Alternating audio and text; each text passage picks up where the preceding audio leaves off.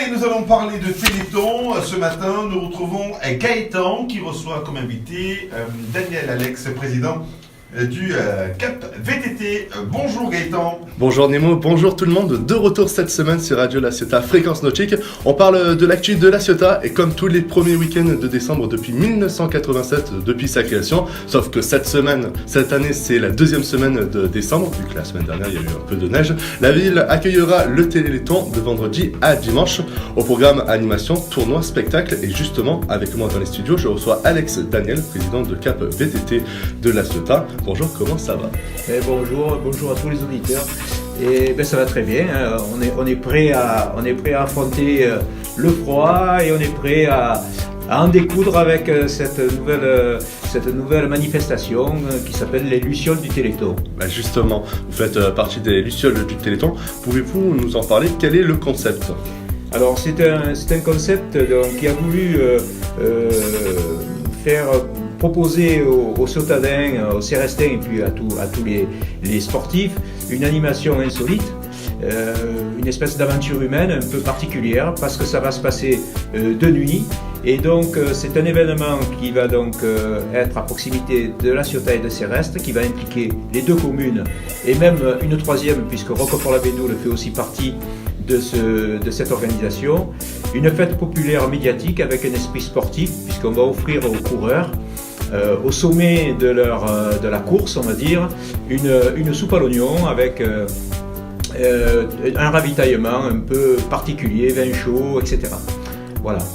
Et justement, quel est le programme? Ça va se passer samedi et ça commence à partir de quelle heure? Alors, ça va se passer samedi, donc 9 décembre. Ça va commencer à partir de 17h avec un défilé des enfants.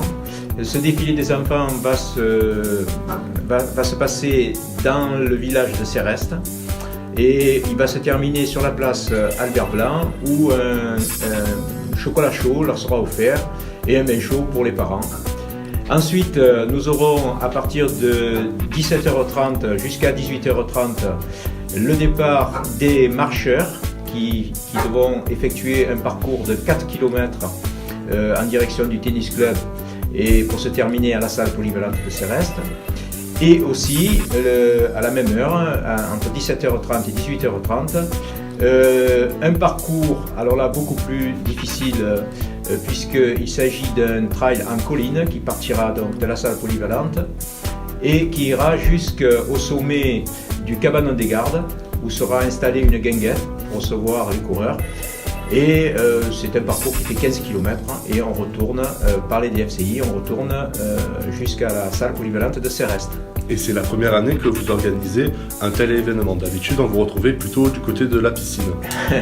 Oui, parce que on faisait avant le Téléthon, mais malheureusement, le lieu où on pratiquait donc ce Téléthon est en pleine construction et donc on construit un immeuble à la place.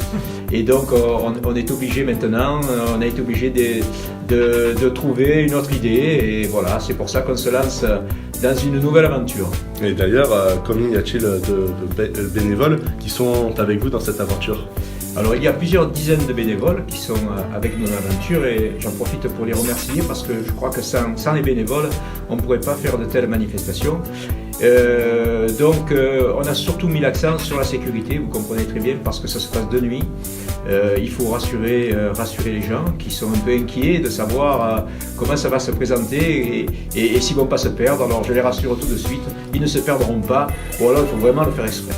Alors toujours sur Radio La Ciotat Fréquence Nautique, la question toute simple, pourquoi participer au Téléthon? Pourquoi faire des événements pour le Téléthon?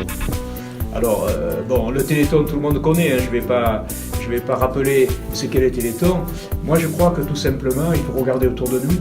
Je crois que l'actualité malheureusement avec la disparition de Johnny, avec la disparition d'autres personnes, souvent des personnes qui nous sont chères, on voit que la recherche, c'est le seul rempart qu'il y a contre la maladie en fait. Et donc c'est tout simplement pour aider la recherche. Il ne faut pas chercher midi à 14h, la recherche a besoin d'argent, elle a besoin qu'on les aide. Et bien c'est un des moyens pour les aider. Et donc je compte sur tout le monde pour venir aider la recherche.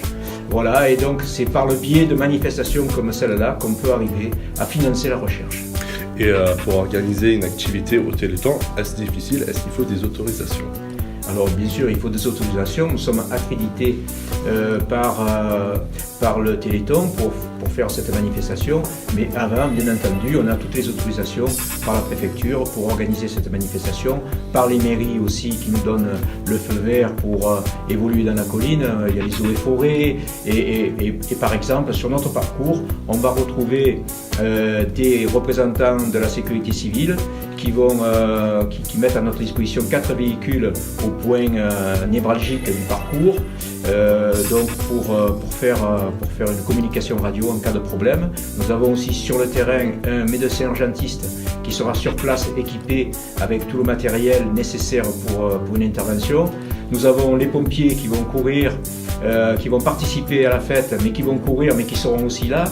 On a 20 VTTistes sur les VTT électriques qui sont là pour assurer la sécurité.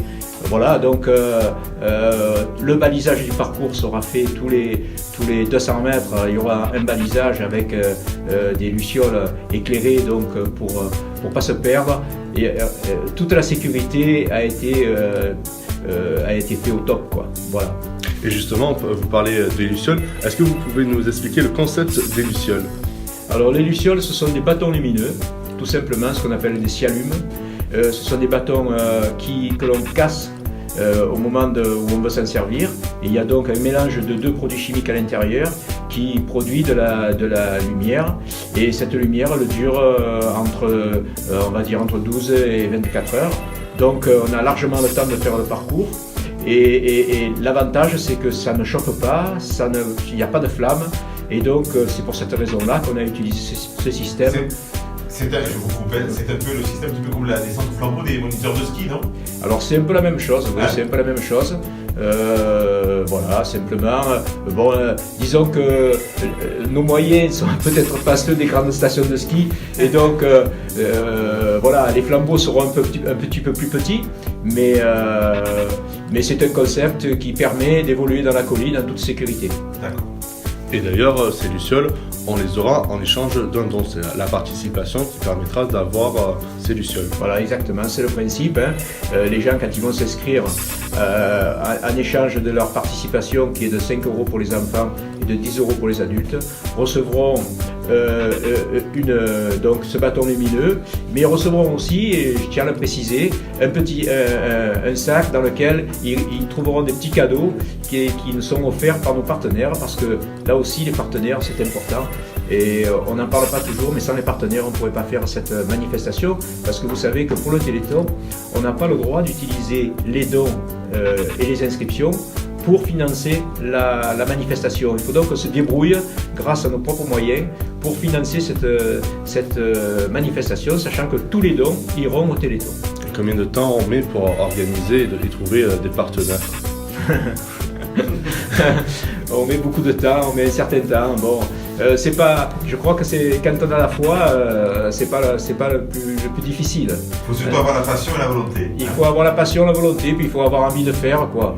Voilà, il faut pas avoir peur, quoi, de se lancer pour arriver à un résultat. Voilà. Vous parliez des enfants, du coup, pour participer, faut-il être sportif ou est-ce qu'on peut venir en famille ou entre amis? Alors, cette manifestation s'adresse à tout le monde.